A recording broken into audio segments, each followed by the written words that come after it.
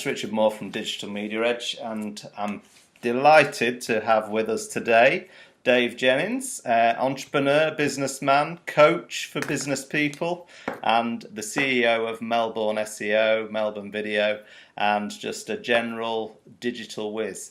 So I wanted to pick Dave's brains on how he's seen technology change for business over the last 5 to 10 years, and really just get some insight on where Dave thinks things are going in the future as well. So thanks for your time today, Dave. Yeah, fantastic. It's a pleasure to be here, and thank you for the very kind introduction. No worries. And just tell us a little bit for people watching about yourself, Dave, how you came into the digital space and how it's developed for you over the years. Yeah, I first got interested in online when a colleague of mine created a product that we wanted to sell online. It was in the stock market education space.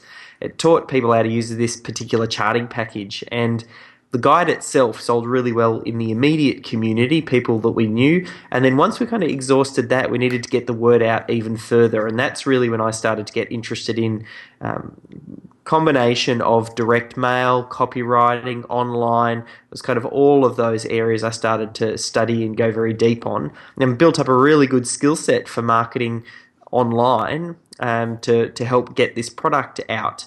So did that for a good number of years, and my business partner, he was really the content creator and the face and brought a lot of the credibility, and I helped to market that and get it out. And then they had some changes here in Australia with the Australian Financial Services Reform Act, which basically required a certain level of licensing to give what they classed as general financial advice. And my business partner at the time, he didn't really want to head down that route. It was quite a lengthy process, a lot of bureaucracy, and he decided to head in one direction and I headed in the other. At that point, I'd built up a good-sized marketing team that was helping our endeavours to get the word out. And then I said to them, okay, well, let's kind of see where else we can apply this technology. And then we started to work with some friends and family and started to help promote their business, and then it expanded beyond there. And I found what we developed was some strategies that were working incredibly effectively in a hyper-competitive niche. Stock market education, anything in the stock market niche is very competitive, and we took those strategies, applied it to local business, and got some fantastic results. And then over the years, I really just feel like I'm a little bit of a problem solver. So it started off using marketing to try and help businesses solve their problem of getting the word out, and then we started to introduce in things like video. And at the core of all of this, I've always been very systems and process driven. That's just, I think, come from my stock market background. So I really approach business with a very systematic approach. And do you, when you were setting up then initially, was it very much a mixture of offline and online that you were marketing with, or? Yeah, so we had a couple of different relationships and joint venture partners that we were doing direct mail pieces to, and we did a tour around Australia a couple of times running different events that were in sort of partnership with others. So it was very much a combination of using direct mail pieces through to specific audiences, and oftentimes trying to drive some action to get them back online to get into our funnel, and then we could market to them from there. Oh, fabulous! And you, and then you went into the SEO space. Was that a deliberate decision, or was it something you were using and you thought other businesses will be able to use these services? Yeah, I think for me it was a little bit of our competitive advantage, and then I'd systemize the heck out of it, and that's when I realized that I could scale it. That's usually how I seem to approach business. I often find a problem that people are having. Oftentimes it's usually me solving my own problem, and SEO was one of the I suppose, competitive advantages that we'd found at that point in time. And then we were able to systemize it, and that enabled me to scale it, get team members to step in, follow a particular process to get a particular outcome. So usually my businesses, SEO and video, and more recently some of the stuff I'm doing around systems and systemizing business, it really just comes back to the way that I've solved a problem that we had in our business. Mm-hmm. And I know the first time I ever met you, Dave, was SEO Method 1, I think was the one. Yeah, So wow. how long ago that was? About 4 years, was it? 4 years ago? Or was it longer? Oh, yeah, much longer than that. Yeah, I yeah. think we'd be talking. The original SEO method is, at least 7 years old, if not Yeah. more. And what Um, interested me was the way you approached it. As you say, it changed each year, and you released a newer version of it as obviously the Google algorithm changed, and but the core of it all was always this content. And I know you sent me very nicely one of your yep. a draft of your new book that'll be coming out, which we'll certainly touch on later on. But you've always felt authority's been central, the content elements being central to everything.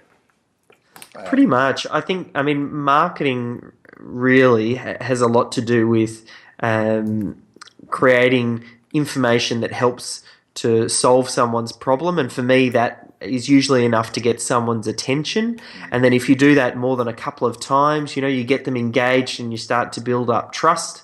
And then at that point, it's much easier for the person. They just almost assume you've got a solution. If you're able to articulate and solve some of their problems, or they think, oh, this person can solve other problems that I've got. So I feel like this content marketing, which really has been around for years, Yeah, yeah. is just one of the best ways to market because it's such an easy on ramp and it's a way for the business owner to demonstrate their area of expertise. And that's the biggest thing. It's literally showing, hey, here, I'm getting you a result. And then if you want more of this, here are some products and services that can help. Yeah, and it's the additional value. It's that added value it gives, isn't it? A good piece of content that's actionable is, it is that value proposition that people talk about. You giving to prospects, and obviously leading into turning that lead into more of an interest in your business. Yeah, and helps to position you as the authority, the expert, which starts to change the dynamic, the conversation. I mean, oftentimes people will be happy to spend that little bit more if they know they're working with an expert or an authority, because usually that means they end up saving more money in the long run anyway, or at least they're going to get the result that they're after. And that's people are happy to pay a little bit of a premium for a product and service as long as it delivers on the promise that it makes. Because Yeah, oftentimes you find, average quality product or lower quality product that might be cheaper, but it doesn't get the result. So, yeah, why yeah. would you want to buy it? So I think that authority positioning and then building it up over a period of time is the way to go. Yeah, yeah. And as you developed, Dave, through your career, obviously video has played a big part in this, hasn't it? It's I think your YouTube was one of your first channels you really came to prominence on. And is video something you've always felt was going to become the way to tell the story, or the content to deliver the content, and then from the video you then can transcribe the video into blog posts, etc.? Yeah, I think for video, for me, it's one of those things. One, I know a lot of people have trouble putting themselves out there, so that in itself gives a little bit of a barrier to entry.